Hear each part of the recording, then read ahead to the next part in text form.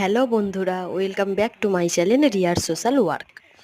তো বন্ধুরা, তোমাদের সঙ্গে আজকে একটা রেসিপি শেয়ার করতে চলেছি, সেটা হলো পাস্তার রেসিপি।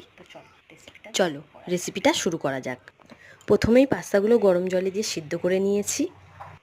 তার সঙ্গে দুটো আলু নিয়ে ঝুরি ঝুরি করে কেটে ভেজে নিয়েছি, আর দুটো ডিম নিয়ে ভেজে নিয়েছি। একটা বড় সাইজের পেঁয়াজ নিয়ে কেটে নিয়েছি, তার সঙ্গে নিয়েছি পাস্তা মশলা আর সস। কড়াতে পরিমাণ মতো তেল দিয়ে তেলটা গরম হয়ে গেলে তার উপর পেঁয়াজগুলো দিয়ে দিয়েছি, দিয়ে একটু নাড়িয়ে নিয়ে তার উপর দিয়ে দেবো পরিমাণ মতো নুন, হলুদ গুঁড়ো, লঙ্কার গুঁড়ো। আবার একটু নাড়িয়ে তার উপর দিয়ে দেবো পাস্তা মশলা। সব কিছু মিক্স করে নিয়ে তার উপর দিয়ে দেবো পাস্তা, ভেজে রাখা আলু, ভেজে রাখা ডিম। সবগুলো ভালো করে 5 মিনিট মিক্স করে নিলে আমাদের হয়ে যাবে গরম গরম পাস্তা।